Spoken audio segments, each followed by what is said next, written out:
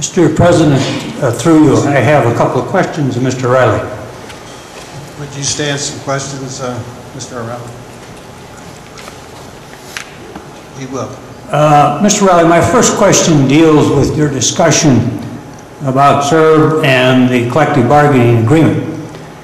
And my question is, does the collective bargaining agreement supersede the city ordinance that council is being asked to consider tonight?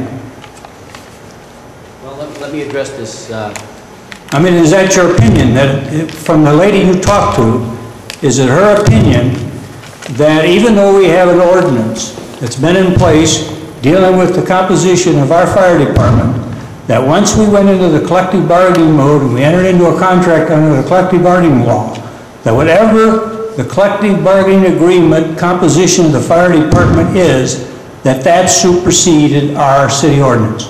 Well, might I have an opportunity to explain my answer rather than just simply give a yes or no?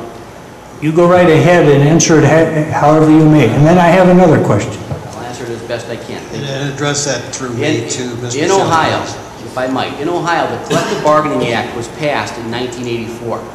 In this city, because that's the case, and because this city and its fire department and fire union had a contract in place when the Collective Bargaining Act was passed, by law in Ohio, this unit became what was known as a deemed certified unit.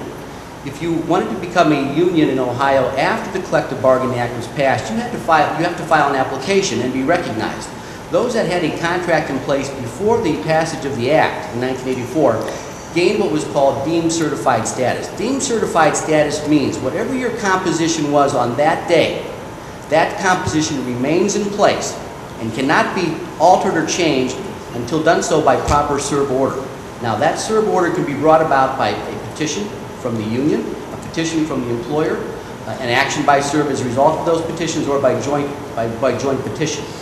But the answer to that question, Mr. Schilling, if I can, is based upon the law that says when the act was passed, if you had a union and an employer in contract, the composition of the unit at that time was deemed certified and by law cannot be changed unless otherwise done so by proper CERB order.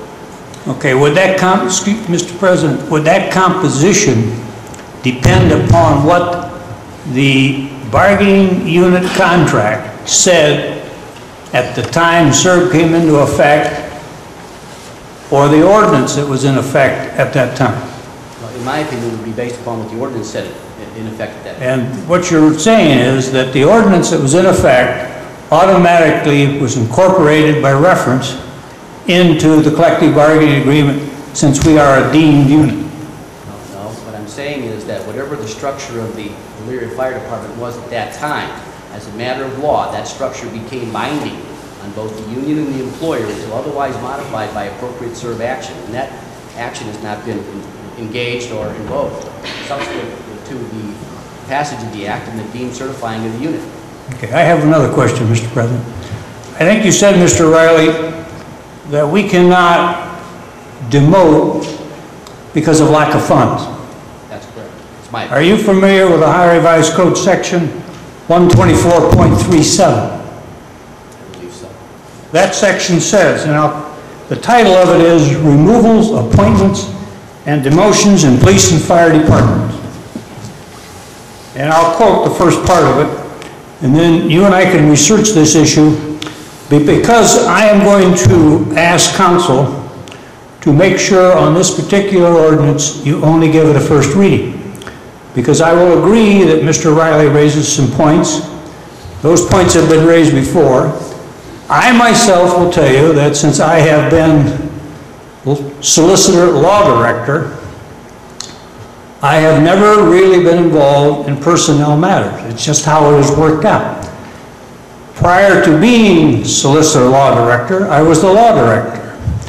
And during that time, I used to do negotiations, and I used to get involved in personnel, and I had a much better understanding of what Mr. Riley is talking about, and I was around when CERB came in.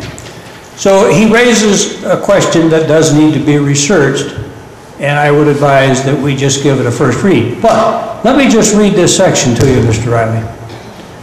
When it becomes necessary in a police or fire department through lack of work or funds, or for causes other than those outlined in section 124.34 of the revised code to reduce the force in such department, the youngest employee in point of service shall be first laid off. 124.34 deals with causes. 124.37 seems to me deals with lack of funds. It appears to me that both of us, especially myself, on behalf of the City of Elyria, need to do some further research regarding this issue. Thank you very much for your time, Mr. Riley. I appreciate it very much. Thank you.